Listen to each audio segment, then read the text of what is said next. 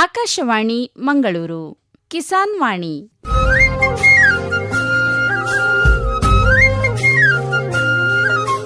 ಕಿಸಾನ್ ವಾಣಿ, ಕಿಸಾನ್ ವಾಣಿ, ಜೈ ಕಿಸಾನ್, ಜೈ ಕಿಸಾನ್, ಜೈ ಕಿಸಾನ್, ಕಿಸಾನ್ ವಾಣಿ.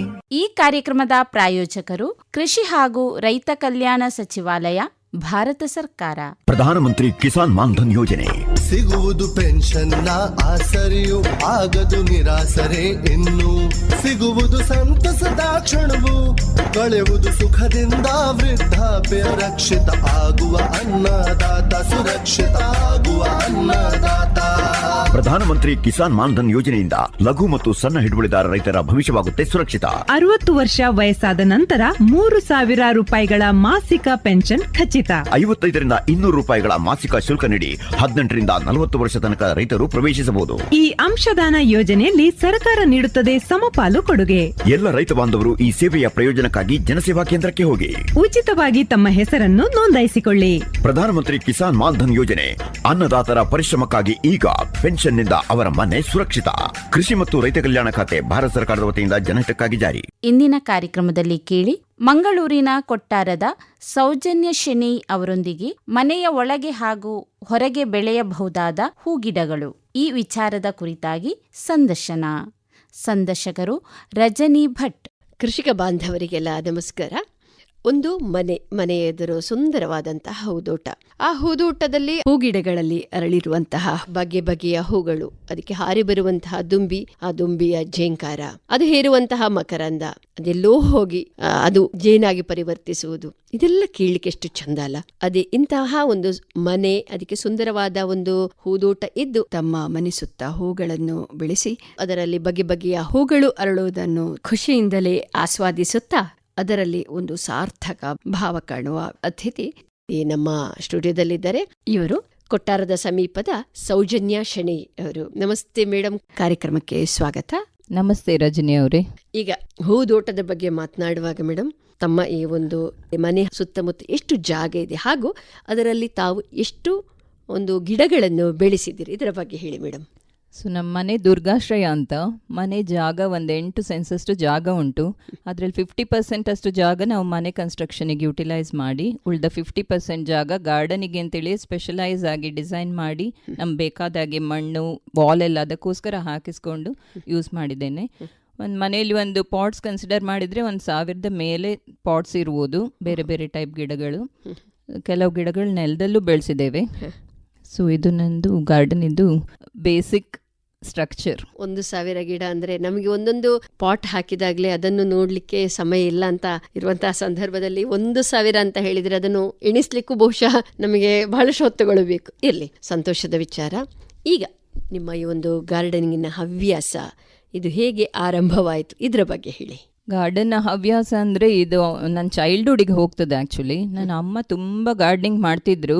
ಈಗಿದೇನೂ ಅಲ್ಲ ಆ್ಯಕ್ಚುಲಿ, ನಮಗೆ ಈಗ ಆಲ್ಮೋಸ್ಟ್ ಎಲ್ಲ ರೆಡಿಮೇಡ್ ಸಿಗ್ತದೆ. ಪ್ಲ್ಯಾಂಟ್ಸಿಂದ ಹಿಡಿದು ಮೆಟೀರಿಯಲಿಂದ ಹಿಡಿದು ಎಲ್ಲ ರೆಡಿಮೇಡ್ ಸಿಗ್ತದೆ.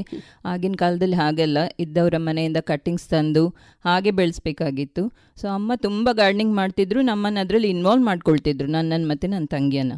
ಸೊ ಸಣ್ಣದ್ರಿಂದನೇ ನಮಗೆ ಗಾರ್ಡನ್ ಇದ್ದೊಂದು ಅಮ್ಮನಿಗೆ ಹುಚ್ಚಿರುವ ಕಾರಣ ನಮಗೆ ಅದು ಆಗ ಹುಚ್ಚಿಲ್ದಿದ್ರು ಒಂದು ನಾಲೆಜ್ ಇತ್ತು. ನೋಡಿ ನೋಡಿ ಅದು ಅಂದಾಜಿತ್ತು ಏನು ಮಾಡಬೇಕು ಅಂತ ಹೇಳ್ಕೊಂಡು. ಮತ್ತು ವೆಕೇಷನಲ್ಲಿ ಅಜ್ಜಿ ಮನೆಗೆ ಹೋಗುವಾಗ 2 ತಿಂಗಳು ಫುಲ್ ನನ್ನ ಅಜ್ಜಿ ಬೆಳಿಗ್ಗೆ ತೋಟದಲ್ಲಿ ಅಡುಗೆ ಮನೆ ಹಾಗೆ ಕೆಲಸ ಆದರೂ ಸಂಜೆ ಅವರ ಟೈಮ್ ಫುಲ್ ಅವರ ಗಾರ್ಡನಲ್ಲೇ ಮಾಡ್ತಿದ್ರು ಅವ್ರ ಕೆಲಸ. ಸೊ ಇದೆಲ್ಲ ನೋಡ್ಕೊಂಡು ಮತ್ತೆ ನಮ್ಮದು ಅಂತ ಮನೆ ಆಗುವಾಗ ಕೆಲ್ಸಕ್ಕೆ ಹೋಗುವಾಗ ಸ್ವಲ್ಪ ಕಡಿಮೆ ಟೈಮ್ ಸಿಗ್ತಿತ್ತು. ಸೊ ಒಂದು ಸಣ್ಣ ಸ್ಪೇಸಲ್ಲಿ ಗಾರ್ಡನ್ ಸ್ಪೇಸ್ ಮಾಡ್ಕೊಂಡಿದ್ವಿ. ಮತ್ತು 17 ವರ್ಷ MIT ಮಣಿಪಾಲಲ್ಲಿ ಅಸಿಸ್ಟೆಂಟ್ ಪ್ರೊಫೆಸರ್ ಆಗಿ ಕೆಲಸ ಮಾಡಿ ರಿಸೈನ್ ಮಾಡಿಕೊಂಡು ಮತ್ತೆ ಸೀರಿಯಸ್ ಆಗಿ ರಿಸೈನ್ ಮಾಡಿದ್ದೆ ನನ್ನ ಹಾಬಿಗೋಸ್ಕರ ಒಂದು ರೀಸನ್. ಸೆಕೆಂಡ್ ರೀಸನ್, ಮಕ್ಕಳು ಟೀನೇಜಿಗೆ ಹೋಗುವಾಗ ಅಪ್ಪ ಇಲ್ಲದ್ರೆ ಅಮ್ಮ ಮನೇಲಿ ಇರಬೇಕು, ಅವ್ರಿಗೆ ಒಳ್ಳೆ ಗೈಡೆನ್ಸ್ ಕೊಡಬೇಕಾದ್ರೆ. So that is one more priority. ಆದ ಕಾರಣ ಆ ಟೈಮಿಂದ ಮತ್ತೆ ಸೀರಿಯಸ್ಲಿ ಹಾಬಿ ಅಂತ ತಗೊಂಡು ಫುಲ್ ರೀಡಿಸೈನ್ ಮಾಡಿಕೊಂಡು ಗಾರ್ಡನನ್ನು ಮತ್ತೆ ಅದರದ್ದು ಜಾಸ್ತಿ ಟೈಮ್ ಕೊಡಲಿಕ್ಕೆ ಸಿಕ್ಕಿದ ಕಾರಣ ಜಾಸ್ತಿ ವೆರೈಟೀಸ್ ಕಲೆಕ್ಟ್ ಮಾಡಿ ಜಾಸ್ತಿ ಟೈಮ್ ಕೊಟ್ಟು ಇಷ್ಟ ತನಕ ನಾನೇ ಅದರಲ್ಲಿ ಕೆಲಸ ಮಾಡ್ತಿದ್ದೇನೆ. ಸಂತೋಷ ಮೇಡಮ್. ಇನ್ನು ಈಗ ತಮ್ಮ ಒಂದು ಹೂದೋಟದಲ್ಲಿ ಯಾವೆಲ್ಲ ಗಿಡಗಳಿವೆ, ಎಷ್ಟೆಲ್ಲ ವೆರೈಟಿಯ ಗಿಡಗಳಿವೆ? ಸಾವಿರ ಅಂತ ಹೇಳಿದಾಗ ಬಹುಶಃ ನಮಗೆ ಅದನ್ನು ಎಷ್ಟೆಲ್ಲ ವೆರೈಟಿ ಇರ್ಬೋದು ಅಂತ ಊಹಿಸ್ಲಿಕ್ಕೂ ಸಾಧ್ಯ ಇಲ್ಲ. ಸರಿ, ಅದನ್ನು ಹೇಳಿ. ಹೂವಿನ ಗಿಡಗಳ ಇಲ್ಲದ್ರೆ ಆರ್ನಮೆಂಟಲ್ ಪ್ಲಾಂಟ್ಸ್ ಅಂದರೆ ಅದರಲ್ಲಿ ಮೇನ್ಲಿ ಫ್ಲವರಿಂಗ್ ಪ್ಲಾಂಟ್ಸ್ ಮತ್ತು ನಾನ್ ಫ್ಲವರಿಂಗ್ ಪ್ಲಾಂಟ್ಸ್.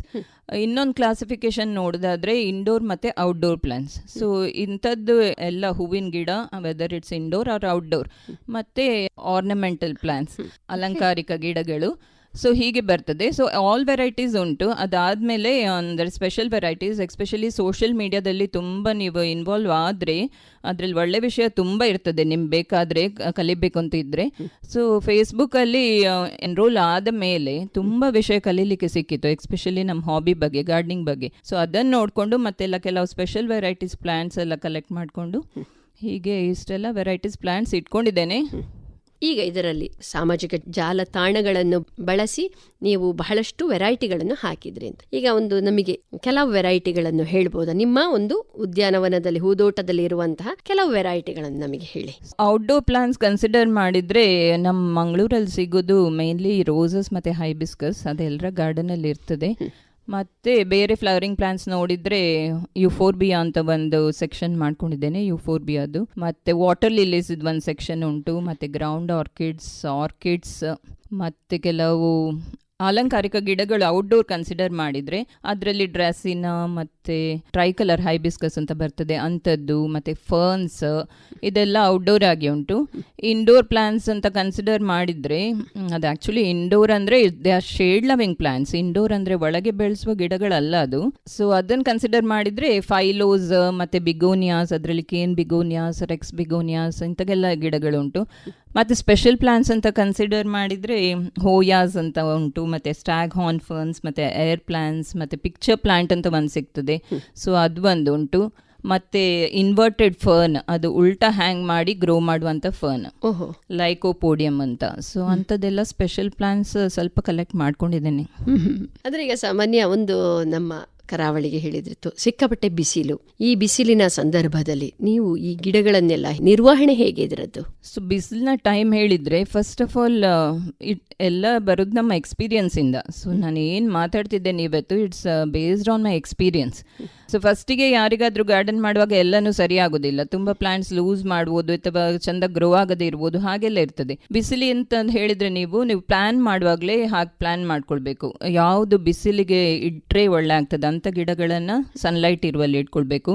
ಯಾವುದು ಗಿಡಗಳಿಗೆ ಬಿಸಿಲು ಸುಟೇಬಲ್ ಅಲ್ಲ ಅಂಥದ್ದು ನಿಮ್ಮ ಮನೆಯಲ್ಲಿ ಶೇಡ್ ಇರುವ ಜಾಗದಲ್ಲಿ ಇಟ್ಕೊಂಡು ಪ್ಲ್ಯಾನ್ ಮಾಡಿದರೆ ತುಂಬ ಸುಲಭ ಆಗ್ತದೆ ನಮ್ಮ ಕೆಲಸ.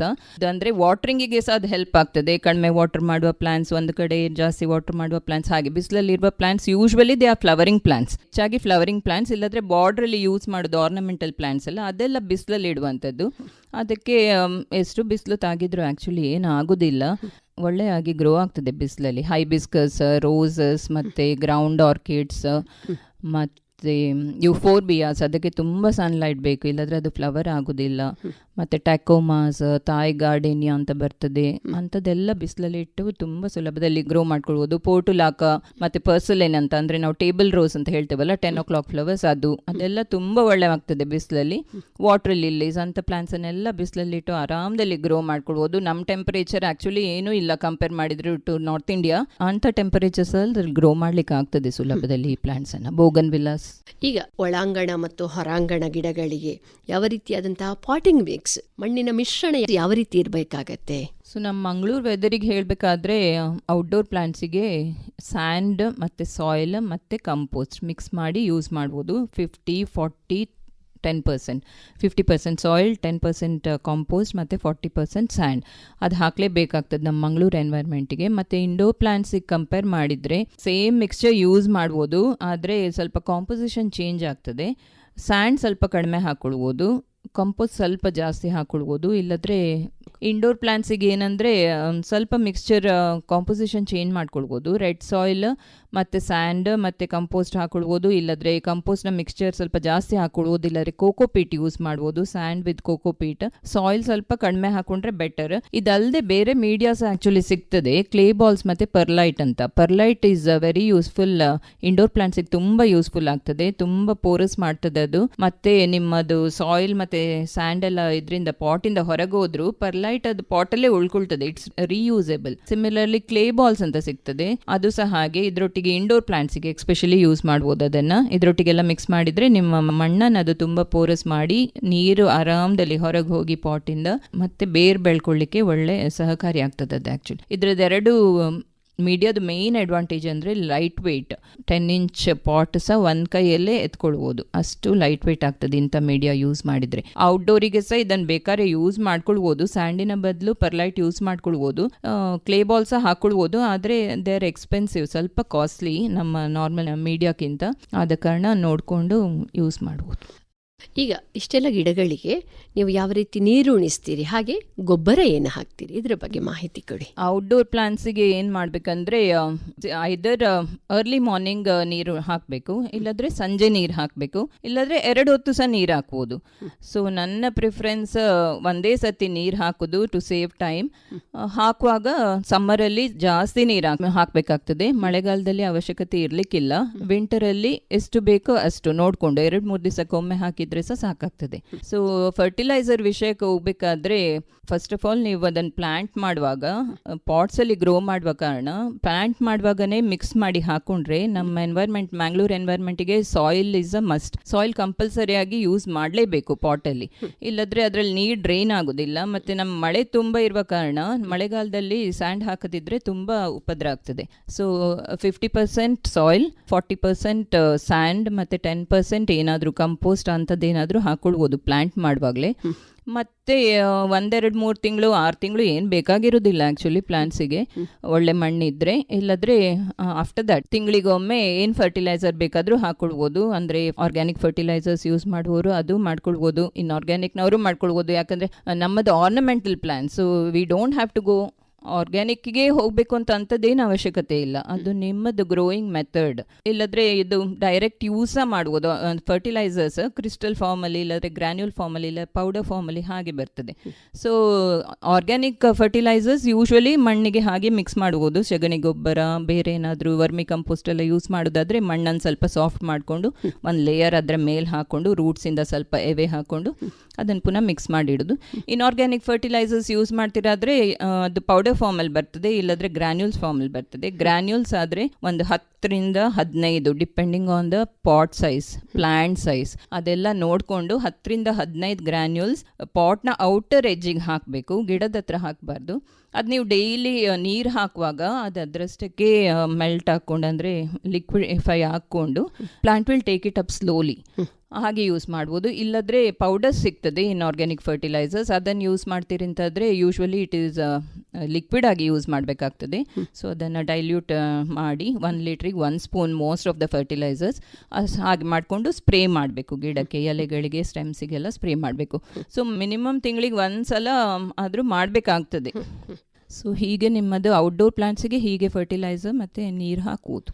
ಈಗ ಒಂದು ಇಂಡೋರಿಗೆ, ಒಳಾಂಗಣ ಗಿಡಗಳಿಗೆ ಅದನ್ನು ಹೇಗೆ ನಾವು ರಕ್ಷಿಸಬೇಕಾಗ್ತದೆ? ಅಂದರೆ ಒಂದು ಬಿಸಿಲಿನ ಇದು ಸ್ವಲ್ಪ ಅದಕ್ಕೆ ಕಡಿಮೆ ಅಲ್ಲ, ಹಾಗಿರುವಾಗ ಅದನ್ನೇನು ಬಿಸಿಲಿಗೆ ತಗೊಂಡೋಗಿ ಇಡಬೇಕಾಗತ್ತಾ, ಸೆಮಿ ಶೇಡಲ್ಲಿ ಇಡಬೇಕಾಗತ್ತಾ, ಪುನಃ ಒಳಗೆ ತಂದು ಇಡಬೇಕಾಗತ್ತಾ, ಇದರ ಬಗ್ಗೆ ಹೇಳಿ. ಹಾಗೂ ಯಾವ ರೀತಿ ಇದಕ್ಕೆ ನೀರು ಕೊಡಬೇಕು?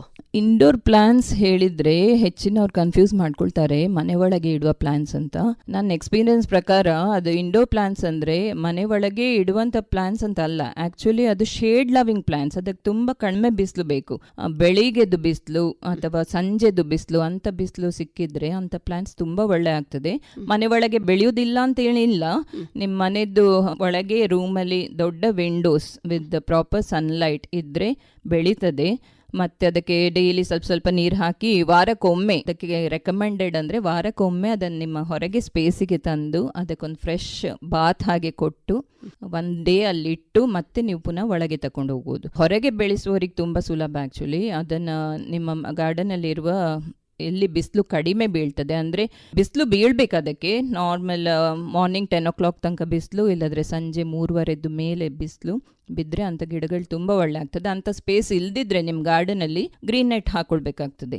ಸೊ ಗ್ರೀನ್ ನೆಟ್ ಹಾಕಿದರೆ ಸ್ವಲ್ಪ ಅಂದರೆ ಶೇಡ್ ಆಗ್ತದೆ, ಆದರೆ ಅಂಥ ಪ್ಲಾಂಟ್ಸ್ ಯೂಶ್ವಲಿ ಅದಕ್ಕೆ ಹೀಟ್ ಅಂದರೆ ಆಗೋದಿಲ್ಲ. ಸೊ ನಮ್ಮ ಮ್ಯಾಂಗ್ಳೂರ್ ಎನ್ವೈರ್ಮೆಂಟಲ್ಲಿ ಸಮ್ಮರಿಗೆ ತುಂಬ ಹೀಟ್ ಡೆವಲಪ್ ಆಗ್ತದೆ ಕಾಂಕ್ರೀಟಿಂದಾಗಿ. ಅದಕ್ಕೆ ಕೆಳಗಿಂದ ವಾಟ್ರಿಂಗ್ ಮಾಡ್ತಾ ಇರಬೇಕು, ದಿವಸಕ್ಕೊಂದು 2-3 ಸತ. ಗಿಡಕ್ಕಲ್ಲ, ಕಾಂಕ್ರೀಟಿಗೆ ತಂಪಿಡ್ಲಿಕ್ಕೆ. ಗಾರ್ಡನ್ ಅಲ್ಲಿ ಕಾಂಕ್ರೀಟ್ ಇಲ್ಲದ ಜಾಗ ಇದ್ರೆ, ಅಂದ್ರೆ ಗ್ರೌಂಡ್ ಸ್ಪೇಸ್ ಇದ್ರೆ, ಮಣ್ಣಿದ್ರೆ ಅದನ್ನ ಡೈರೆಕ್ಟ್ ಪಾಟ್ಸ್ ಅನ್ನು ಸಹ ಮಣ್ಣಿನ ಮೇಲೆ ಇಟ್ಕೊಂಡು, ಇಲ್ಲದ್ರೆ ಒಂದು ಇಟ್ಟಿಗೆ ಇಟ್ಕೊಂಡು ಆ ಇಟ್ಟಿಗೆ ಮೇಲೆ ಈ ಪಾಟ್ಸ್ ಅನ್ನು ಇಟ್ಟು ಆ ಇಟ್ಟಿಗೆಗೆ ಸಹ ನೀರು ಹಾಕಿದ್ರೆ ಎನ್ವೈರ್ಮೆಂಟ್ ಕೂಲ್ ಆಗಿರ್ತದೆ. ಆಂಥೋರಿಯಮ್ಸ್ ಎಲ್ಲ ನೀವು ನೋಡಿದ್ರೆ ನಮ್ಮ ಮಂಗಳೂರು ಎನ್ವೈರ್ಮೆಂಟಿಗೆ ಸಮ್ಮರಲ್ಲಿ ಫುಲ್ ಸುಟ್ಟೋದಾಗೆ ಆಗ್ತದೆ, ಎಲೆಗಳು ಮತ್ತೆ ಫ್ಲವರ್ಸ್ ಎಲ್ಲ. ಸೊ ಅದನ್ನೆಲ್ಲ ನೀವು ಒಂದು ಇಟ್ಟಿಗೆ ಮೇಲೆ, ಮಣ್ಣಿನ ಮೇಲೆ ಇಟ್ಟಿಗೆ ಮೇಲೆ ಹಾಕಿ ನೀರು ಹಾಕುವಾಗ ಪಾಟ್ಸಿಗೆ ಇಟ್ಟಿಗೆಗೆ ಸಹ ನೀರು ಹಾಕಬೇಕಾಗ್ತದೆ. ಇಲ್ಲದ್ರೆ ಇಂಡೋರ್ ಪ್ಲಾಂಟ್ಸಿಗೆ ವಾಟರಿಂಗ್ ಅಂತ ಕಂಪೇರ್ ಮಾಡಿದ್ರೆ ಔಟ್ಡೋರ್ ಪ್ಲಾಂಟ್ಸ್ಗಿಂತ ತುಂಬ ಕಡಿಮೆ ನೀರು ಸಾಕಾಗ್ತದೆ. ಜಸ್ಟ್ ಒಂದು ಸ್ಪ್ರೇ ಟಾಪ್ ಟು ಬಾಟಮ್ ಅಷ್ಟು ಸಾಕಾಗ್ತದೆ. ಪಾಟಿನ ಒಳಗೆ ನೀರು ಉಣಿಸ್ಬೇಕು ಅಂತೇಳಿ ಇಲ್ಲ, ಡೈಲಿ ಅದು ವಾರಕ್ಕೆ ಒಂದ್ಸಲ ಕೊಟ್ಟರು ಸಾಕಾಗ್ತದೆ ಇಂಡೋರ್ ಪ್ಲಾಂಟ್ಸಿಗೆ.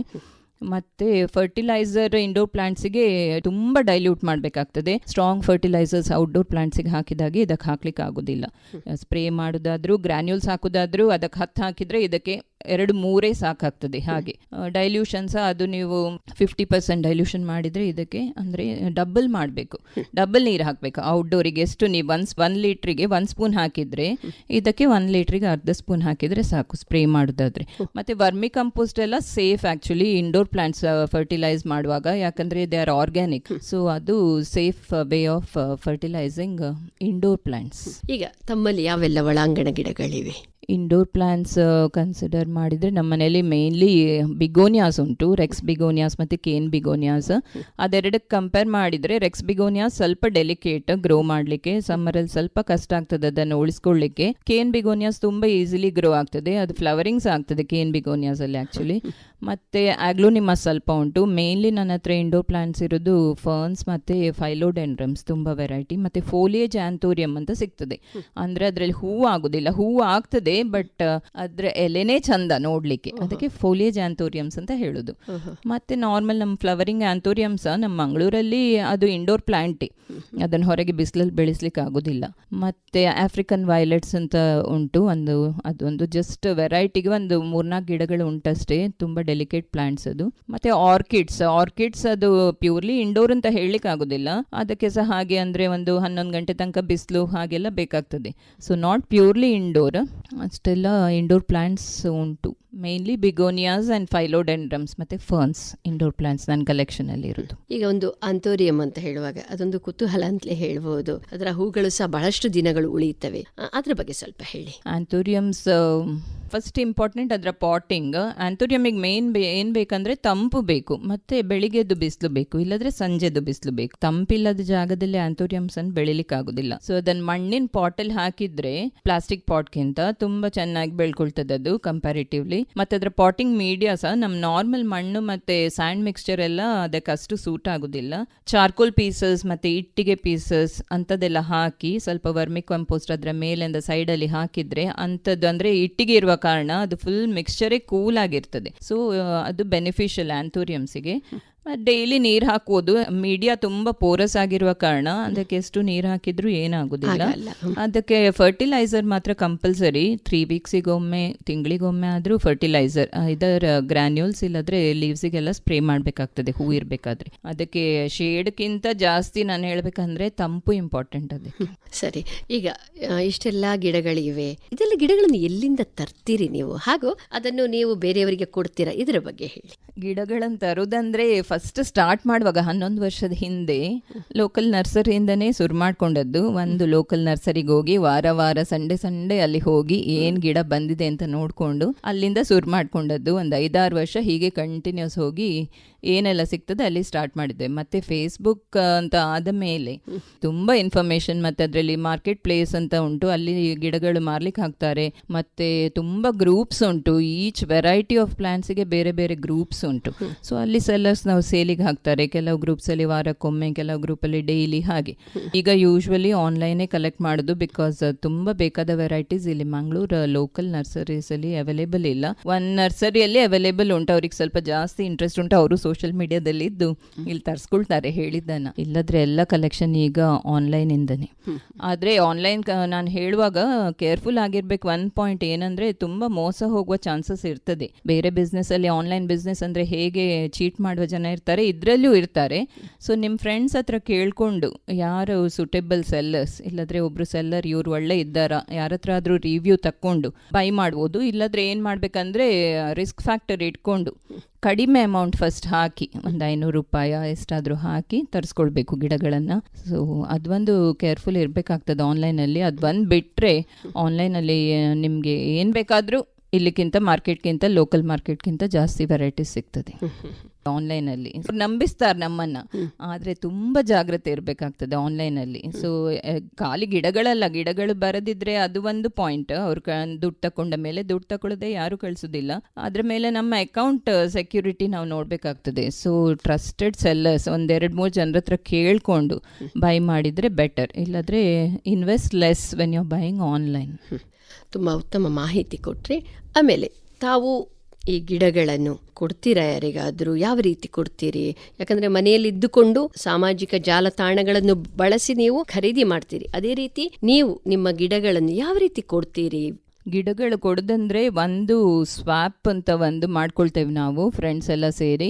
ಸೊ ಎಕ್ಸ್ಚೇಂಜ್ ಮಾಡ್ಕೊಳ್ಳೋದು, ನಮ್ಮ ಹತ್ರ ಯಾವುದಿಲ್ಲ ಅವ್ರ ಹತ್ರ ತಗೊಳ್ಳೋದು, ಅವ್ರ ಹತ್ರ ಇಲ್ಲದನ್ನು ನಾವು ಕೊಡೋದು. ನಿಮ್ಮ ಕಲೆಕ್ಷನ್ ಇನ್ಕ್ರೀಸ್ ಮಾಡ್ಕೊಳ್ಳಿಕ್ಕೆ ಅದೊಂದು ಬೆಸ್ಟ್ ವೇ. ಸೊ ಅದು ಲೋಕಲಿಯೇ ಮಾಡಬೇಕು ಅಂತೇಳಿಲ್ಲ, ಲೋಕಲಿ ತುಂಬ ಫ್ರೆಂಡ್ಸ್ ಇದ್ದಾರೆ ಹೀಗೆ ಎಕ್ಸ್ಚೇಂಜ್ ಮಾಡ್ಕೊಳ್ಬೋದು. ನಾವು ಆನ್ಲೈನ್ ಸಹ ನೀವು ಹೀಗೆ ಎಕ್ಸ್ಚೇಂಜ್ ಮಾಡ್ಕೊಳ್ಬೋದು ನಿಮ್ಮ ಗಿಡಗಳನ್ನು. ಯಾಕಂದರೆ ಇಲ್ಲಿ ಸಿಗುವಂಥ ಗಿಡಗಳು ಕೆಲವು ನಾರ್ತ್ ಇಂಡಿಯನ್ ಸೈಡಲ್ಲಿ ಇಲ್ಲರೆ ಬೇರೆ ಸ್ಟೇಟ್ಸಲ್ಲಿ ಸಿಗೋದಿಲ್ಲ, ನಮ್ಮ ಮಂಗಳೂರಲ್ಲಿ ಸಿಗುವಂಥದ್ದು. ಅಥವಾ ಮಂಗಳೂರಲ್ಲಿ ಸಿಕ್ಕಿದ್ರೆ ಕೆಲವೊಮ್ಮೆ ಮಂಗಳೂರು ನರ್ಸರೀಸಲ್ಲಿ ಇಂಥ ಗಿಡಕ್ಕೆ ರೇಟ್ ತುಂಬ ಕಡಿಮೆ ಇರ್ತದೆ ಆನ್ಲೈನ್ ಪ್ರೈಸ್ಗಿಂತ. ಸೊ ಎಕ್ಸ್ಚೇಂಜ್ ಮಾಡ್ಕೊಳ್ಬೋದು ನಿಮ್ಮ ಫ್ರೆಂಡ್ಸ್ ಹತ್ರ. ಇಲ್ಲದ್ರೆ ಸೇಲ್ ಅಂದರೆ ಎಕ್ಸ್ಟ್ರಾ ಏನು ಮನೇಲಿ ಬೆಳೀತದೆ ಬಿಸಾಡೋದು ಕಡಿಮೆ. ಕಟ್ಟಿಂಗ್ಸಿಂದ ಹಿಡಿದು ಇಲ್ಲದ್ರೆ ಅದನ್ನು ಪ್ರೊಪಗೇಟ್ ಮಾಡಿಕೊಂಡು ಸೇಲ್ ಮಾಡ್ತೇನೆ. ಒಂದು ಸಣ್ಣ ಕಸ್ಟಮರ್ ಲಿಸ್ಟ್ ಅಂತ ಮಾಡ್ಕೊಂಡಿದ್ದೇನೆ ನಂದೇ. ಸೊ ಅವರಿಗೆ ಪಿಕ್ಚರ್ಸ್ ಮತ್ತು ಪ್ರೈಸ್ ಪೋಸ್ಟ್ ಮಾಡಿ ಅವ್ರ ಮನೆಗೆ ಬಂದು ಕಲೆಕ್ಟ್ ಮಾಡ್ಕೊಂಡು ಹೋಗ್ತಾರೆ. ಅದು ಬಿಟ್ಟರೆ ನಮ್ಮದು ಹಸಿರು ಬುಟ್ಟಿ ಅಂತ ಒಂದು ಗ್ರೂಪ್ ಉಂಟು, 8 years old ಗ್ರೂಪ್. ಆ ಗ್ರೂಪ್ ಏನಂದರೆ ಸೆಲ್ಲರ್ ಗ್ರೂಪ್ ಅಲ್ಲ, ಅದು ಆ್ಯಕ್ಚುಲಿ ಅದು ಹಾಬಿಸ್ಟ್ ಗ್ರೂಪ್. ಎಲ್ಲರೂ ಹೀಗೆ ಹಾಬಿಸ್ಟ್, ಒಂದು ಫಸ್ಟಿಗೆ ನಾವು ಸ್ಟಾರ್ಟ್ ಮಾಡುವಾಗ ಒಂದು 5-6 ಜನ ಇದ್ದರು. ಈಗ ಒಂದು 15 ಜನ ಸೆಲ್ಲರ್ಸ್ ಇದ್ದಾರೆ ಅದರಲ್ಲಿ ಹಾಬಿಸ್ಟ್. ಎಲ್ಲ ಎಜುಕೇಟೆಡ್ ಪ್ರೊಫೆಷನಲ್. ಅವರೆಲ್ಲ ಪ್ರೊಪಗೇಟ್ ಮಾಡಿದ ಪ್ಲಾಂಟ್ಸ್ ನಾವು ವರ್ಷಕ್ಕೊಮ್ಮೆ ಅದರಲ್ಲಿ ಆನ್ಲೈನ್ ಸೇಲ್ ಅಂತ ಮಾಡ್ತೇವೆ. ಈಗ ತಮ್ಮ ಒಂದು ಹೂದೋಟದಲ್ಲಿ ಸ್ಪೆಷಲ್ ಪ್ಲಾಂಟ್ಸ್ಗಳು ಇವೆ ಅಂತ ಆಗ ಹೇಳಿದ್ರಿ, ಅದರ ಬಗ್ಗೆ ಹೇಳಿ ಮೇಡಮ್. ಓಕೆ, ಸ್ಪೆಷಲ್ ಪ್ಲಾಂಟ್ಸ್ ಇದು ಲಿಸ್ಟ್ ನೋಡಿದ್ರೆ ಒಂದು ಸ್ಟ್ಯಾಗ್ ಹಾರ್ನ್ ಫರ್ನ್ ಅಂತ, ಅದು ಆಕ್ಚುಲಿ ತೆಂಗಿನ ಮರದಲ್ಲೆಲ್ಲ ಬೆಳೆದಿರ್ತದೆ. ಅಲ್ಲಿಂದ ತೆಗೆದು ನಾವಿಲ್ಲಿ ಪಾಟ್ಸ್ ಅಲ್ಲಿ ಬೆಳೆಸ್ಲಿಕ್ಕೆ ನೋಡುದು, ಇಲ್ಲದ್ರೆ ತೆಂಗಿನ ಚಿಪ್ಪಲ್ಲೇ ಅದನ್ನ ಕಟ್ಟಿ ಪುನಃ ಮನೆಯಲ್ಲಿ ಬೆಳೆಸ್ಲಿಕ್ಕೆ ನೋಡ್ತೇವೆ ಒಂದದು. ಮತ್ತೆ ಲೈಕೋಪೋಡಿಯಂ ಅಂತ, ಇದು ಒಂದು ಇನ್ವರ್ಟೆಡ್ ಫರ್ನ್. ಇದು ನಾರ್ಮಲ್ ಪ್ಲಾಂಟ್ ಮಾಡಿದ್ರೆ ಅದು ಗ್ರೋ ಆಗೋದಿಲ್ಲ, ಯಾಕಂದ್ರೆ ಅದು ಮರದಲ್ಲಿ ಹ್ಯಾಂಗ್ ಆಗಿರೋದು. ನಾರ್ತ್ ಈಸ್ಟ್ ಸೈಡ್ ಇಂದ ತಗೊಳ್ಬೇಕಾಗ್ತದೆ, ಇದು ಉಲ್ಟಾ ನೆಡ್ಬೇಕು ತಲೆ ಕೆಳಗಾಗಿ. ಹಾಗೆ ನೆಟ್ರೆ ಮಾತ್ರ ಅದು ಬೆಳೆಯುವುದು, ಇಲ್ಲದ್ರೆ ಅದು ಒಳ್ಳೆ ಆಗುದಿಲ್ಲ. ಅದನ್ನ ಯಾವ ರೀತಿ ನೆಡ್ತೀರಿ ಅಂತ? ಅದನ್ನ ನೆಡುದು ಮೇನ್ಲಿ ಇದು ಈ ಲೈಕೋಪೋಡಿಯಮಿಗೆ ಕೊಕೊನಟ್ ಚಿಪ್ ಅಂತ ಸಿಗ್ತದೆ, ಇಲ್ಲದ್ರೆ ಕೊಕೊನಟ್ ಹಸ್ಕ್. ಅದಕ್ಕೆ ಸ್ವಲ್ಪ ಅಂದ್ರೆ ಅದು ತುಂಬಾ ನೀರು ಆದ್ರೆ ಅದು ಡಿಟೋರಿಯೇಟ್ ಬೇಗ ಆಗ್ಬೋದು ಹಸ್ಕ್. ಸೊ ಅದಕ್ಕೆ ಮಿಕ್ಸ್ ಮಾಡಿ ಒಂಚೂರು ಚಾರ್ಕೋಲ್ ಪೀಸಸ್ ಇಲ್ಲ ಕ್ಲೇ ಬಾಲ್ಸ್ ಅಂತ ಒಂದು ಮೀಡಿಯಾ ಸಿಗ್ತದೆ, ಲೈಟ್ ವೇಟ್ ಮೀಡಿಯಾ, ಅದನ್ನು ಯೂಸ್ ಮಾಡಿ ಪ್ಲಾಂಟ್ ಮಾಡ್ಬೋದು. ಪಾಟ್ಗೆ ನಿಮ್ದು ಕೆಳಗಿಂದ ಒಂದು ಸ್ವಲ್ಪ ದೊಡ್ಡ ಹೊಟ್ಟೆ ಮಾಡ್ಕೊಳ್ಬೇಕು, ಮತ್ತೆ ಈ ಗಿಡನ ಅದ್ರೊಳಗೆ ಹಾಕಿ ಸಪೋರ್ಟಿಗೆ ಇದು ಮೇಲಿಂದ ಮೀಡಿಯಾ ಫಿಲ್ ಮಾಡಬೇಕಾಗ್ತದೆ. ಹ್ಯಾಂಗಿಂಗ್ ಅಲ್ಲಿ ಹಾಕಿದ್ರೆ ತುಂಬಾ ಚಂದ ಬರ್ತದೆ. ಶೇಡ್ ಅಲ್ಲಿ ಇಡಬೇಕಾಗ್ತದೆ, ಅದು ಏರ್ ಫ್ಲೋ ಜಾಸ್ತಿ ಇರುವಲ್ಲಿ ಶೇಡ್ ಅಲ್ಲಿ ಇದನ್ನ ಇಡಬೇಕಾಗ್ತದೆ. ವಾಟರಿಂಗ್ ಎಲ್ಲ ನೋ ಪ್ರಾಬ್ಲಮ್, ಡೈಲಿ ಅದನ್ನ ಒಂದ್ಸತಿ ವೆಟ್ ಮಾಡುವುದು ಮೀಡಿಯಾನ.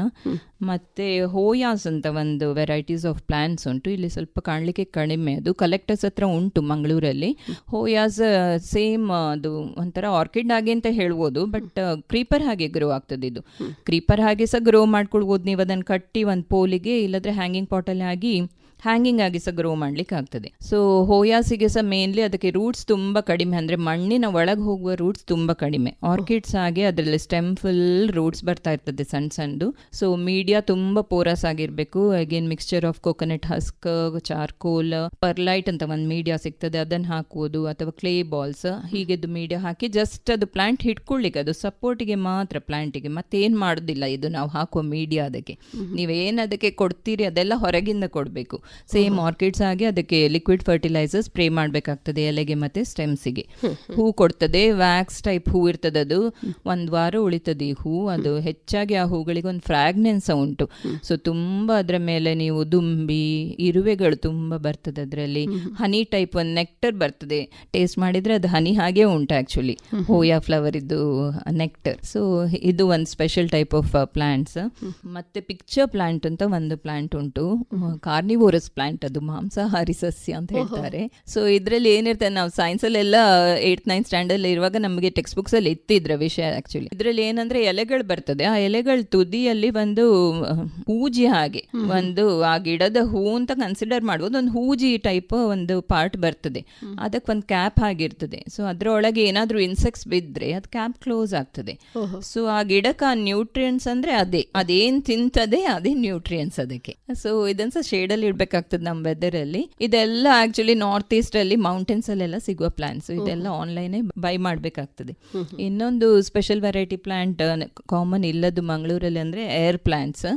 ಸೊ ಏರ್ ಪ್ಲಾಂಟ್ಸ್ ಅಂತ ಹೆಸರು ಹೇಳಿದ ಹಾಗೆ ಅದಕ್ಕೆ ಏನು ಬೇಡ, ಮೀಡಿಯಾ ಯಾವ ಪಾಟು ಬೇಡ, ಏನ್ ಬೇಡ, ಜಸ್ಟ್ ನಿಮ್ಮ ಮನೆಯಲ್ಲಿ ಎಲ್ಲಿ ಗಾಳಿ ತುಂಬಾ ಉಂಟು, ಎಲ್ಲಿ ಬಿಸಿಲಿಲ್ಲ, ಅಲ್ಲಿ ಅದನ್ನ ಶೇಡ್ ಅಲ್ಲಿ ಹ್ಯಾಂಗ್ ಮಾಡಿದ್ರೆ ಆಯ್ತು. ಹ್ಯಾಂಗ್ ಮಾಡಿದ್ರೂ ಆಗ್ತದೆ, ಇಲ್ಲದ್ರೆ ಏನಾದ್ರೂ ಡೆಕೋರೇಟಿವ್ ಐಟಮ್ಸ್ ಮೇಲೆ ಇಟ್ಟರೂ ಆಗ್ತದೆ. ಅದಕ್ಕೆ ಏನು ಮೀಡಿಯಾ ಬೇಕು ಅಂತ ಹೇಳಿಲ್ಲ. ಆದ್ರೆ ಮಂಗಳೂರು ವೆದರ್ ಅಲ್ಲಿ ವಾಟರ್ ಸ್ಪ್ರೇ ಸಮ್ಮರ್ ಅಲ್ಲಿ ಅಂತೂ ಡೈಲಿ ಮಾಡ್ಬೇಕಾಗ್ತದೆ. ಜಸ್ಟ್ ಸ್ಪ್ರೇ ಮಾಡ್ಬೇಕು ಅದಕ್ಕೆ, ಜಸ್ಟ್ ಲೀವ್ಸ್ ವೆಟ್ ಮಾಡ್ಲಿಕ್ಕೆ, ಅದ್ರ ಬುಡ ವೆಟ್ ಮಾಡಬಾರ್ದು. ಬುಡ ವೆಟ್ ಮಾಡಿದ್ರೆ ಅದು ಕೊಳ್ತು ಲೀವ್ಸ್ ಎಲ್ಲ ಬಿದ್ದು ಗಿಡ ಹಾಳಾಗ್ತದೆ. ಸೊ ಡೈಲಿ ವೆಟ್ ಮಾಡ್ಬೇಕು ಇದು ಲೀವ್ಸ್ ಅನ್ನ.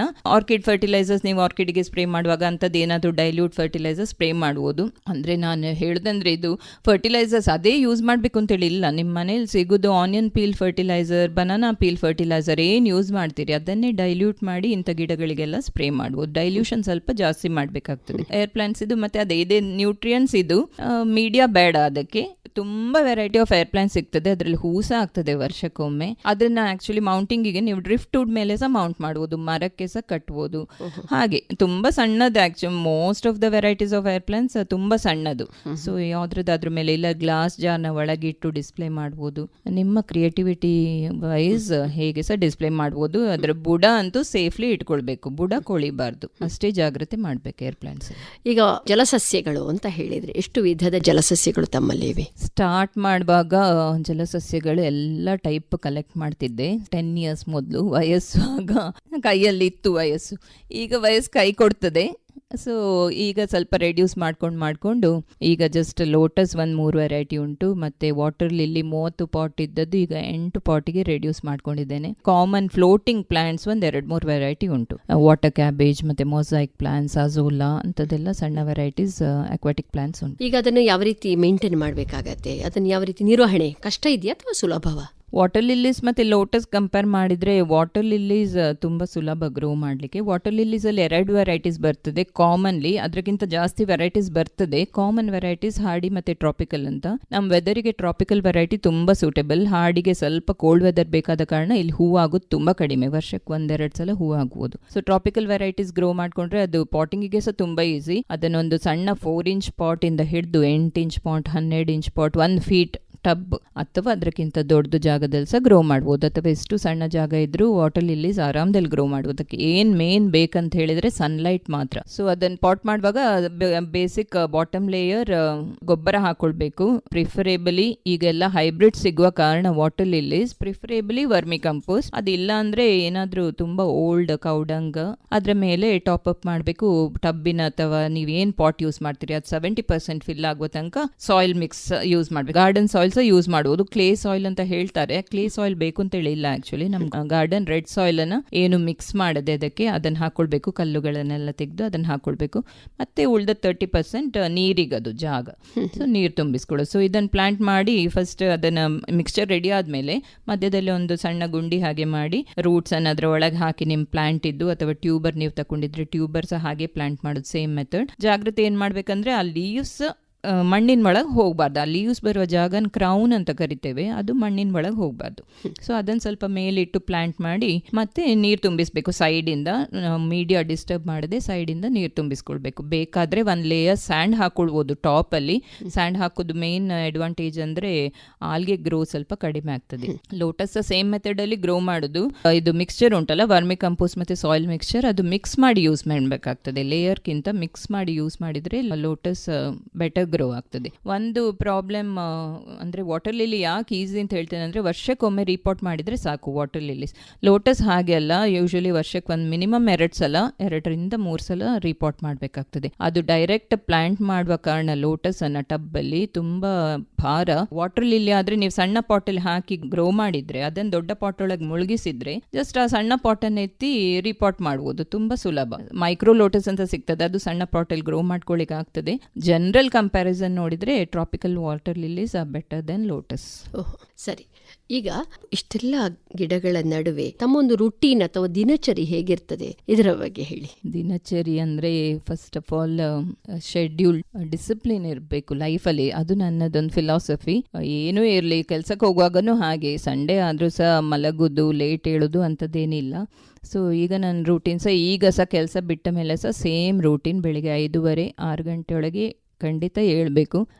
ಹಸ್ಬೆಂಡ್ ಬೇಗ ಕೆಲಸಕ್ಕೆ ಹೋಗುವ ಕಾರಣ 7:30 ತನಕ ಅವರ ಬ್ರೇಕ್ಫಾಸ್ಟ್ ಇದು ಕೆಲಸ ಆಗಿ ಅವ್ರು ಹೋದ ಮೇಲೆ ಫಸ್ಟ್ ಒಂದು ಗಾರ್ಡನ್ ವಿಸಿಟ್. ಅದ್ರ ಮೊದಲು ದೇವ್ರಿಗೆ ಹೂ ಕೊಯ್ಯುವಾಗಲೇ ಒಂದು ಅರ್ಧ ವಿಸಿಟ್ ಆಗಿರ್ತದೆ ಗಾರ್ಡನ್ ಇದ್ದು. ಮತ್ತೆ ಗಾರ್ಡನ್ ವಿಸಿಟಿಗೆ ಹೋಗಿ ಡೈಲಿ ಏನು ಮಾಡಬೇಕಂದ್ರೆ ನಿಮ್ಮ ಗಾರ್ಡನಿಗೆ ಡೈಲಿ ನೀವೆಲ್ಲ ಪ್ಲಾಂಟ್ಸನ್ನು ಒಂದ್ಸಲ ಚೆಕ್ ಮಾಡ್ಕೊಳ್ಬೇಕು. ಸೊ ಆಗ ನಿಮಗೆ ಗೊತ್ತಾಗ್ತದೆ ಏನದು ಹುಳ ತಿಂತ ಉಂಟಾ ಅಥವಾ ಗಿಡ ಬಾಡಿದ ಅಥವಾ ಸಾಯ್ತಾ ಉಂಟಾ, ಅದೆಲ್ಲ ಒಬ್ಸರ್ವ್ ಮಾಡ್ಕೊಂಡ್ರೆ ಮೇಂಟೆನೆನ್ಸ್ ತುಂಬ ಸುಲಭ ಆಗ್ತದೆ. ನೀವು ಆ್ಯಕ್ಚುಲಿ ಇದು ಪ್ರೊಸೀಜರ್ ಮೇಂಟೈನ್ ಡೈಲಿ ಮಾಡಿದ್ರೆ, ಡೈಲಿ ಒಂದ್ಸತಿ ಗಿಡದ ಹತ್ರ ಹೋಗಿ ನೋಡಿದ್ರೆ ಪೆಸ್ಟಿಸೈಡ್ಸ್ ಇನ್ಸೆಕ್ಟಿಸೈಡ್ಸ್ ಯೂಸ್ ಮಾಡೋದು ಅವಶ್ಯಕತೆನೇ ಬರುವುದಿಲ್ಲ. 90% ಆಫ್ ದ ಟೈಮ್ಸ್ ಇನ್ಫೆಕ್ಷನ್ನೇ ಇರೋದಿಲ್ಲ if you observe it keenly. So daily ಇದನ್ನು ಒಂದು ಮಾಡ್ತೇನೆ ನಾನು, ಡೈಲಿ ಗಿಡದ ಹತ್ರ ಹೋಗಿ ನೋಡೋದು. ಮತ್ತು ನೆಕ್ಸ್ಟ್ ನೀರು ಹಾಕೋದು ಕೆಲಸ. ಸಮ್ಮರಲ್ಲಿ 3-4 ಗಂಟೆ ತಗೊಳ್ತದೆ ನೀರು ಹಾಕಲಿಕ್ಕೆ, ಅಟ್ಲೀಸ್ಟ್ 3 ಗಂಟೆ. ರೈನಿ ಸೀಸನಲ್ಲಿ ಸ್ವಲ್ಪ ಫ್ರೀ ಆಗ್ತೇವೆ. ಮತ್ತು ರೀಪಾಟಿಂಗ್ ಇಂಪಾರ್ಟೆಂಟ್. ನಾವೇ ಕೆಲಸ ಮಾಡುವ ಕಾರಣ ವರ್ಷಕ್ಕೆ ಒಂದ್ಸಲ ರೀಪಾಟಿಂಗ್ ಅಂತ ಹಾಗೇನು ಮಾಡೋದಿಲ್ಲ, ಯಾವಾಗ ಟೈಮ್ ಸಿಗ್ತದೆ ಆಗ. ಸೊ ಸಂಜೆ ಟೈಮ್ಸ್ ಎಲ್ಲ ಅದಕ್ಕೆ ಯೂಸ್ ಮಾಡೋದು. ಬೆಳಿಗ್ಗೆ ನೀರು ಹಾಕಿದರೆ ಸಂಜೆ ಟೈಮ್ ರೀಪಾಟಿಂಗ್ ಕೆಲಸಕ್ಕೆ, ಗಿಡದ್ದು ಏನಾದರೂ ಹಾಳಾಗಿದ್ರೆ ಅದನ್ನು ತೆಗೆದು ಸರಿ ಮಾಡೋದು ಕೆಲಸ, ಅದನ್ನೆಲ್ಲ ಸಂಜೆ 1-2 ಗಂಟೆ ಕೆಲಸ, ಬೆಳಿಗ್ಗೆ 1-2 ಗಂಟೆ ಕೆಲಸ. ಮಿನಿಮಮ್ 3 to 4 hours ಗಾರ್ಡನಿಗೆ ಕೊಡಬೇಕಾಗ್ತದೆ. ಗಾರ್ಡನ್ ಗಿಡಗಳು ಚೆನ್ನಾಗಿರ್ಬೇಕಂದ್ರೆ ಕೊಡಲೇಬೇಕಾಗ್ತದೆ. ಸೊ ಇಷ್ಟು ನೀವು ಅಂದರೆ ಪ್ರೀತಿ ಮತ್ತು ಡಿಸಿಪ್ಲಿನಲ್ಲಿ ಮೇಂಟೈನ್ ಮಾಡಿದರೆ ಅಷ್ಟೇನು ಕಷ್ಟ ಅಂತ ಕಾಣೋದಿಲ್ಲ ಈ ಕೆಲಸ. ನಾವು ಪ್ರೀತಿ ಕೊಟ್ಟರೆ ಅದು ಚೆನ್ನಾಗಿ ಮಾತಾಡಬೇಕು ಗಿಡದ ಹತ್ರ. ನೀವು ಎಕ್ಸ್ಪೆರಿಮೆಂಟ್ ಮಾಡಿ ನೋಡ್ಬೋದು ಸಹ. ಯಾವುದಾದ್ರೂ ಗಿಡ ತುಂಬ ವರ್ಷನೇ ಹೂವಾಗ್ಲಿ ಅಂತ ಎಣ್ಕೊಂಡ್ರೆ ಅಂದರೆ ಇದ್ರೆ ನಿಮ್ಮ ಮನೆಯಲ್ಲಿ ಹೋಗಿ ಹತ್ರ ಅಂದರೆ ಮನಸ್ಸಲ್ಲಿ ಎಣ್ಕೊಂಡ್ರೆ ಸಾಕು, ಇದೇನು ಫ್ಲವರಿಂಗ್ ಆಗ್ತಿಲ್ಲ, ಇದನ್ನಂತೂ ಡಿಸ್ಪೋಸ್ ಮಾಡ್ತೇನೆ ಅಂತ. Within 15 days surely plant will react. ನಮ್ಮ ಸಂವೇದನೆ ಅದು ಅರಿಯುತ್ತದೆ, ಕನೆಕ್ಟ್ ಆಗುತ್ತೆ. That is most important. ಮಕ್ಕಳನ್ನ ನೋಡ್ಕೊಂಡು ಹಾಗೆ ಗಿಡಗಳನ್ನು ಅಂದರೆ ಖಾಲಿ ನೆಟ್ಟು ನೀರು ಹಾಕೋದ್ರಲ್ಲಿ ಏನಿಲ್ಲ ಆ್ಯಕ್ಚುಲಿ. ಇದೆಲ್ಲ ಮಾಡಿದರೆ ಗಿಡಗಳು ಚೆನ್ನಾಗಿರ್ತದೆ. Daily 1 visit to all plants hi ಹೇಳೋದು. ಅದನ್ನಂದರೆ ಬಾಯಲ್ಲಿ ಹೇಳಬೇಕು ಅಂತೇಳಿಲ್ಲ, ಮನಸ್ಸಲ್ಲಿ ಹೇಳ್ಕೊಂಡ್ರು. ಮನೆಯಲ್ಲಿರುವ ಹೆಣ್ಣು ಮಕ್ಕಳಿಗೆ ಒಂದು ಉತ್ತಮವಾದ ಹವ್ಯಾಸ ಅಂತ ಹೇಳ್ತೀರಿ ನೀವು ಇದನ್ನು? ಹೆಣ್ಣು ಮಕ್ಕಳಿಗೆ ಅಂತಲ್ಲ, ಗಂಡಸರಿಗೂ ಸಹ ಆ್ಯಕ್ಚುಲಿ. ತುಂಬ ಗಂಡಸರನ್ನು ನೋಡಿದೆ. ನಮ್ಮ ಕಸ್ಟಮರ್ಸ್ ಯಾರು ಬರ್ತಾರೆ, ಕಸ್ಟಮರ್ಸ್ ಅಂತ ಹೇಳೋದಿಲ್ಲ ನಾನು ಅವರನ್ನು, ನನ್ನ ಫ್ರೆಂಡ್ಸೇ ಅವರೆಲ್ಲ. ನನ್ನ ಫ್ರೆಂಡ್ಸ್ ಇರೋದೇ ಗಾರ್ಡನ್ ಫ್ರೆಂಡ್ಸ್. ನೋಡಿದರೆ 50% ಗಂಡಸರು ಸಹ ಬರ್ತಾರೆ. ಅವರಿಗೂ ಇಂಟ್ರೆಸ್ಟ್ ಉಂಟು ಅವರ ಕೆಲಸದ ಮಧ್ಯದಲ್ಲಿ ಗಾರ್ಡನಿಂಗ್ ಮಾಡಲಿಕ್ಕೆ. Mental piece. ಮತ್ತು ನಿಮಗೆ ಬೇರೆಯವರು ರಿಯಾಕ್ಟ್ ಹೇಗೆ ಮಾಡ್ತಾರೆ ಅಂತ ಗೊತ್ತಿಲ್ಲ, ಗಿಡಗಳಂತೂ ಪಾಸಿಟಿವ್ಲಿ ರಿಯಾಕ್ಟ್ ಮಾಡ್ತಾರೆ ನೀವು ಅದಕ್ಕೆ ಆರೈಕೆ ಕೊಟ್ಟಿದ್ರೆ. ಕಾಮ್ ಆಗಿರಲಿಕ್ಕೆ ಮತ್ತು ಹೆಲ್ದಿ ಆಗಿರಲಿಕ್ಕೆ ಎಕ್ಸಸೈಸು ಆಗ್ತದೆ ಅದರಲ್ಲಿ. ಡೈಲಿ ನೀವೇ ನಿಮ್ಗೆ ಅದು ಗಿಡದ ಕೆಲಸ ಮಾಡಿಕೊಂಡ್ರೆ ಎಲ್ಲನೂ ಆಗ್ತದೆ. ಬೆಂಡಿಂಗ್, ವಾಕಿಂಗ್ ಎಲ್ಲನೂ ಅದರಲ್ಲೇ ಬಂತು, ಎಕ್ಸಸೈಸ್. So very helpful. ಎಲ್ಲರೂ ಎಷ್ಟು ಕಡಿಮೆ ಜಾಗ ಇರಲಿ, ಎಷ್ಟು ದೊಡ್ಡ ಜಾಗ ಇರಲಿ, ಒಂದು ಪೋರ್ಷನ್ ಆದರೂ ಗಾರ್ಡನ್ ಅಂತ ಇಟ್ಕೊಂಡು ಮಾಡಬೇಕು. ತುಂಬ ಜಾಗ ಇರುವವರಿಗೆ ವೆಜಿಟೇಬಲ್ಸ್ ಅಂಥದ್ದು ಗ್ರೋ ಮಾಡ್ಕೊಳ್ಬೋದು. ವೆಜಿಟೇಬಲ್ಸ್ ಸ್ವಲ್ಪ ಮೇಂಟೆನೆನ್ಸ್ ಎಲ್ಲ ತುಂಬ difficult. Fruit plants comparatively easy. ತುಂಬ ಜಾಗ, ತುಂಬ ಬಿಸಿಲಿದ್ರೆ ಅದು ಮಾಡ್ಕೊಳ್ಬೋದು. ಎಲ್ಲ ಟೈಮ್ ನಿಮ್ಮ ಎಕ್ಸ್ಟ್ರಾ ಟೈಮ್ ಗಾರ್ಡನಿಂಗ್ ಕೊಟ್ಟರೆ ಅದು ಸೇಮ್ ನಿಮಗೆ ನೀವೆಷ್ಟದಕ್ಕೆ ಟೈಮ್ ಕೊಡ್ತೀರಿ ನಿಮ್ಗೆ ಅಷ್ಟೇ ಖುಷಿ ಕೊಡ್ತದೆ ಅದು. ಆಮೇಲೆ ಈಗ ಯಾರಿಗಾದರೂ ಒಂದು ಆರಂಭಿಸಬೇಕು ಅಂತ ಇರುವಂತಹ ಸಂದರ್ಭದಲ್ಲಿ ಯಾವ ರೀತಿ ಆರಂಭಿಸಬೇಕಾಗ್ತದೆ, ಒಂದು ಗಿಡಗಳನ್ನು ಆಯ್ಕೆ ಮಾಡುವ ವಿಧಾನ ಆಗಲಿ, ಇದರ ಬಗ್ಗೆ ಹೇಳಿ. ಸ್ಟಾರ್ಟ್ ಮಾಡುವವರು ಒಂದು ನಿಮ್ಮ ಸ್ಪೇಸ್ ಮೇಲೆ ಡಿಪೆಂಡೆಂಟ್. ಮೇನ್ಲಿ ನೋಡ್ಕೊಳ್ಳಿ ನಿಮ್ಮ ಮನೆಯಲ್ಲಿ ಸನ್ಲೈಟ್ ಜಾಸ್ತಿಯಾ, ಶೇಡ್ ಜಾಸ್ತಿಯಾ. So selection of plants important, ನಿಮ್ಮ ಜಾಗದ ಮೇಲೆ ಡಿಪೆಂಡೆಂಟ್ ಅದು. So next is easy growing ಪ್ಲಾಂಟ್ಸನ್ನು ಯಾವಾಗಲೂ ಸೆಲೆಕ್ಟ್ ಮಾಡ್ಕೊಳ್ಬೇಕು ಫಸ್ಟ್. ಸೊ ಆಗ ನಮ್ಮ ಬೇಸರ ಆಗೋದಿಲ್ಲ ಅದೇನಾದರೂ ಹಾಳಾದರೆ, ಅಥವಾ ಅದು ಈಸಿಲಿ ಗ್ರೋ ಆಗುವ ಕಾರಣ ಅದೇ ಒಂದು ಮೋಟಿವೇಶನ್ ಆಗ್ತದೆ ನಮಗೆ. ಸೊ ಈಸಿ ಗ್ರೋಯಿಂಗ್ ಪ್ಲಾಂಟ್ಸ್ ಅಂದರೆ ಔಟ್ಡೋರ್ ಪ್ಲಾಂಟ್ಸಲ್ಲಿ ಹೈಬಿಸ್ಕಸ್ ಮತ್ತು ರೋಸಿಂದ ಸ್ಟಾರ್ಟ್ ಮಾಡ್ಕೊಳ್ಬೋದು, ಇಲ್ಲದ್ರೆ 10 o'clock ಫ್ಲವರ್ಸ್, ಪರ್ಸಲಿನ್ ಮತ್ತು ಪೋರ್ಟುಲಾಕ. ಮತ್ತು ಇಂಡೋರ್ ಪ್ಲಾಂಟ್ಸ್ ಅಂದರೆ philodendrons are very easy to grow, ಮತ್ತು ಫರ್ನ್ಸ್ ಎಲ್ಲ ಅಂಥ ಗಿಡಗಳನ್ನು ನೀವು ಸ್ಟಾರ್ಟ್ ಮಾಡಿಕೊಂಡ್ರೆ ಮತ್ತೆ ಮೆಲ್ಲ ಮೆಲ್ಲ ಕೆಲವರಿಗೆ ಏನಂದರೆ ಕೆಲವರ ಇಂಟ್ರೆಸ್ಟ್ ಏನಿರ್ತದೆ ಅಂದರೆ ಸೇಮ್ ಟೈಪ್ ಸೇಮ್ ಸ್ಪೀಸೀಸಲ್ಲಿ ಡಿಫ್ರೆಂಟ್ ವೆರೈಟೀಸ್ ಪ್ಲಾಂಟ್ಸ್ ಕಲೆಕ್ಟ್ ಮಾಡೋದು. ಇನ್ನು ಕೆಲವರ ಇಂಟ್ರೆಸ್ಟ್ ಏನಿರ್ತದೆ ಅಂದರೆ ಡಿಫ್ರೆಂಟ್ ಸ್ಪೀಸೀಸ್ ಆಫ್ ಪ್ಲಾಂಟ್ಸೇ ಕಲೆಕ್ಟ್ ಮಾಡೋದು. So depending on your interest ಮತ್ತು ನೀವು ಅದನ್ನು ಸ್ಲೋಲಿ ಇನ್ಕ್ರೀಸ್ ಮಾಡ್ಕೊಳ್ಬೋದು. ನನ್ನ ಗಾರ್ಡನಲ್ಲಿ ಅಂದರೆ ನಂಗೆ ಜಾಸ್ತಿ ವೆರೈಟೀಸ್ ಬೇಕು, ಸೇಮ್ ಟೈಪ್ ಪ್ಲಾಂಟ್ಸ್ ಫುಲ್ ಗಾರ್ಡನಲ್ಲಿ ಆಕ್ಯುಪೈ ಮಾಡಿರೋದಿಲ್ಲ, ವೆರೈಟೀಸ್ ಜಾಸ್ತಿ ಉಂಟು. ಅವರವರ ಇಂಟ್ರೆಸ್ಟ್ ಮೇಲೆ ಡಿಪೆಂಡೆಂಟ್. ಕೆಲವರಿಗೆ ಒಂದೇ ಟೈಪ್ ಇದ್ದ ಪ್ಲಾಂಟ್ ಫುಲ್ ಗಾರ್ಡನಲ್ಲಿ ಇರಬೇಕಾಗ್ತದೆ. ಫಸ್ಟ್ ಯು ಸ್ಟಾರ್ಟ್ ವಿತ್ ಸಣ್ಣ quantity of plants, easy growing plants, ಮತ್ತು ನೀವು ಅದು ನಿಮ್ಮ ಅನುಭವದ ಮೇಲೆ ಕಾಂಪ್ಲಿಕೇಟೆಡ್ ಪ್ಲಾಂಟ್ಸನ್ನು ಗ್ರೋ ಮಾಡ್ಕೊಳ್ಳಿಕ್ಕೆ ಸುಲಭ ಆಗ್ತದೆ, ಕಲೆಕ್ಷನ್ ಇನ್ಕ್ರೀಸ್ ಮಾಡ್ಕೊಳ್ಬೋದು. ಈಗ ಮೇಡಮ್, ನೀವು ಸಾಮಾಜಿಕ ಜಾಲತಾಣಗಳಿಂದೆಲ್ಲ ಬೆಲೆಯುಳ್ಳಂತಹ ಗಿಡಗಳನ್ನು ಖರೀದಿಸ್ತೀರಿ ಅಂತ ಹೇಳಿದರೆ, ಇದಕ್ಕೆ ಒಂದು ನಿಮಗೆ ಹಣಕಾಸಿನ ವ್ಯವಸ್ಥೆ ಅದು ಹೇಗೆ? ಹಣಕಾಸಿನ ವ್ಯವಸ್ಥೆ ಒಂದು ಹಸ್ಬೆಂಡ್ ತುಂಬ ಸಪೋರ್ಟಿವ್ ಆಗಿದ್ದಾರೆ. ಇಷ್ಟ ತನಕ ನನಗೇನು ನನ್ನ ಹಾಬಿಗೇನು ಯಾರಿಂದ ಮನೆಯವರಿಂದ ಯಾರಿಂದನೂ ಅಡ್ಡಿ ಬರಲಿಲ್ಲ. ಒಂದದು. ಮತ್ತು ಸೆಕೆಂಡ್, ನಮ್ಮದಿದು ಪ್ಲಾನ್ ಸೇಲ್ ಮಾಡೋದು ನಾವು ಪ್ರೊಪಗೇಟ್ ಮಾಡಿ ಫ್ರೀಗೆ ಕೊಡೋದಕ್ಕಿಂತ ನೀವು ಮಾರ್ಕೆಟಿಂದ ಸಿಗುವ ಪ್ರೈಸ್ಗಿಂತ ಸ್ವಲ್ಪ ಕಡಿಮೆಗೆ ಮಾರುವುದು. ಹೆಲ್ದಿ ಪ್ಲಾಂಟ್ ಸಿಗ್ತದೆ, ನಮ್ಮ ಎನ್ವೈರ್ಮೆಂಟಲ್ಲಿ ಗ್ರೋ ಆದ ಪ್ಲಾಂಟ್ ಸಿಗ್ತದೆ. ಸೊ ಅದರ ಅಮೌಂಟನ್ನು ನೀವು ಪುನಃ ನಿಮ್ಮ ಹೊಸ ಕಲೆಕ್ಷನ್ಗೆ ಹಾಕಿ ಸೆಲ್ಫ್ ಸ್ಯಾಟಿಸ್ಫೈಡ್, ಅಂದರೆ ನಿಮ್ಗೇನು ಗಿಲ್ಟ್ ಆಗೋದಿಲ್ಲ ಆಗ ಕಾಸ್ಟ್ಲಿ ಪ್ಲಾಂಟ್ಸ್ ತಗೊಳ್ಳುವಾಗ. ಸೊ ಇದು ಮೇನ್ ಅಡ್ವಾಂಟೇಜ್. ಮತ್ತು ಕೆರೆಯ ನೀರನ್ನು ಕೆರೆಗೆ ಚೆಲ್ಲಿ ಅಂತ ಹೇಳುವ ಹಾಗೆ ಗಾರ್ಡನಿಂದ ಸಿಕ್ಕಿದ ಹಣನ ಗಾರ್ಡನಿಗೆ ಹಾಕಿದ್ರೆ ಇಟ್ಸ್ ಅಂದರೆ ಸ್ಯಾಟಿಸ್ಫ್ಯಾಕ್ಷನ್, ಗಿಲ್ಟ್ ಫ್ರೀ ಶಾಪಿಂಗ್, ನೆಮ್ಮದಿ. ಈಗ ಯಾರಿಗಾದರೂ ನಿಮ್ಮನ್ನು ಸಂಪರ್ಕಿಸಬೇಕು, ಒಂದು ಹೊಸದಾಗಿ ಉದ್ಯಾನವನ್ನು ಆರಂಭಿಸಬೇಕು ಅಂತ ಮಾಹಿತಿಗಳು ಬೇಕಿದ್ದಲ್ಲಿ ನಿಮ್ಮ ನಂಬರು ಸಿಗಬಹುದಾ?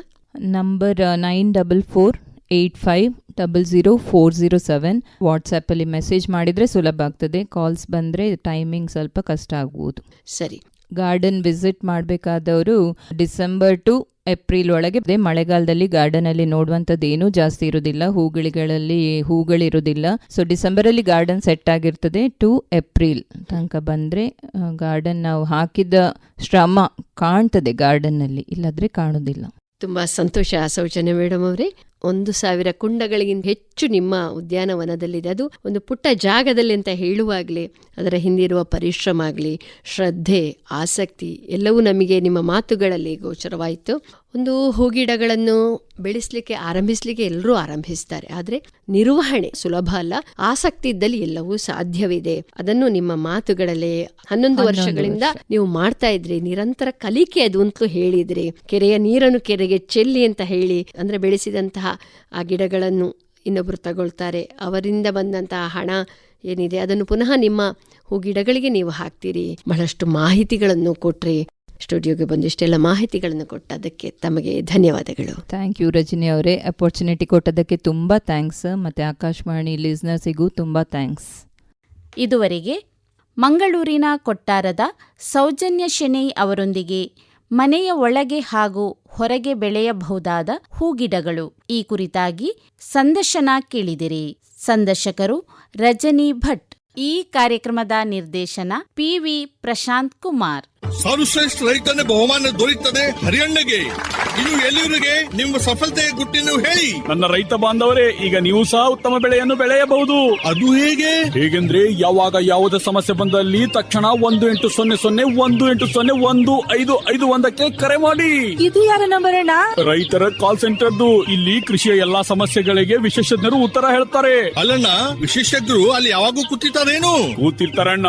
ವರ್ಷದ 365 ದಿನಾಲೂ ಸಿಗ್ತಾರೆ. ಅದು ಸಹ ಬೆಳಗಿನ ಜಾವ 6ರಿಂದ ರಾತ್ರಿ 10 ಗಂಟೆವರೆಗೂ.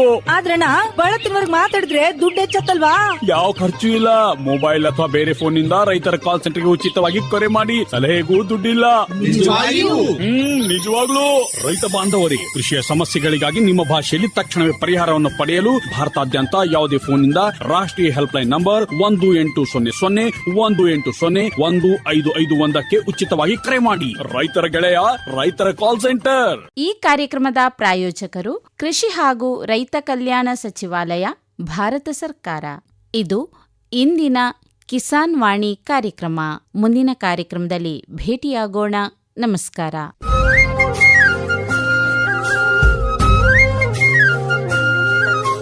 ಕಿಸಾನ್ ವಾಣಿ ಕಿಸಾನ್ ವಾಣಿ ಜೈ ಕಿಸಾನ್ ಜೈ ಕಿಸಾನ್ ಜೈ ಕಿಸಾನ್ ಕಿಸಾನ್ ವಾಣಿ.